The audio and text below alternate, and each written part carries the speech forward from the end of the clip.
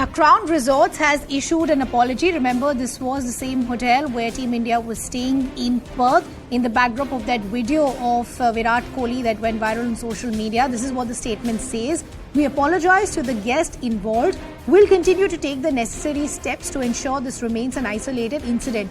This is where it gets interesting. It says the individuals involved have been stood down and removed from the Crown account. My colleague Shivani Gupta now joining us on the broadcast. Shivani, when the hotel says that individuals involved have been stood down and removed from the Crown account, which essentially means to what you were hinting earlier, this was possibly somebody from the hotel or possibly a guest staying at the hotel as well.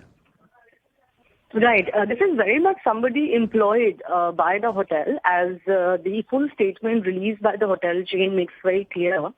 They have talked about a contractor who is clearly on their roster work for them. They say that this is a third-party contractor. Now, whether they mean the individual per se or any facility or an organization that provided these third-party contractors, the owner still lies with the hotel. And this is exactly what I was pointing out earlier. The way this video was made with nobody in the room, it clearly seems like somebody had access to that room. And now who can have access to a room like this in a hotel?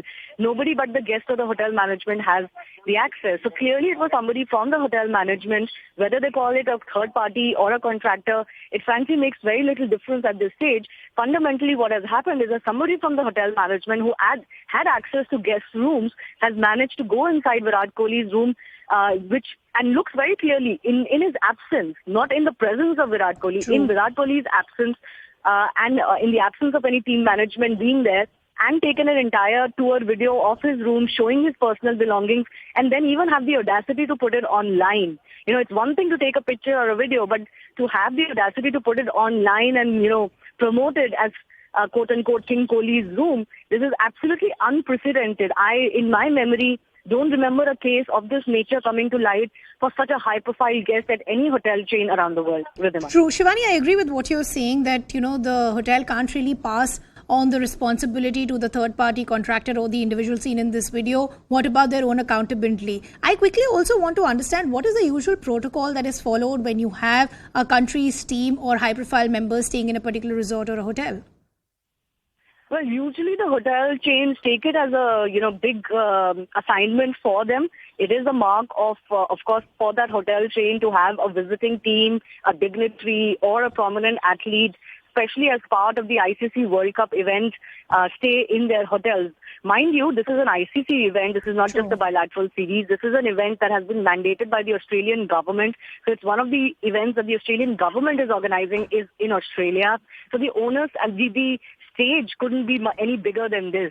And in such an occasion, access to the hotels where teams are staying because of the fanship that a lot of these cricketers enjoy, even in a country, and especially in a country like cricket, where a country like Australia, where cricket is one of the top three sports, there are additional security measures that are employed, especially when Indian team goes overseas. Somebody like Virat Kohli is universally popular in all cricket-playing nations. So there would be additional security, especially around the lobby. There can be plain clothes, cops or security officials in lobbies, etc.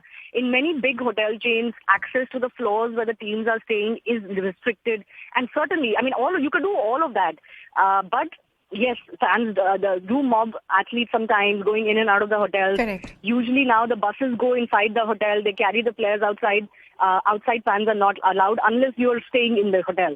So all of these precautions are taken. But, none of that is meant to prevent somebody from getting into somebody's room, because that in itself is an unimaginable situation, that even if a fan gets onto the floor, manages to get a selfie, you're not going to be able to get into a player's room. In fact, fans, I don't think, even try to do that. They respect that kind of privacy to give to players. They're not going to barge into a player's hotel room.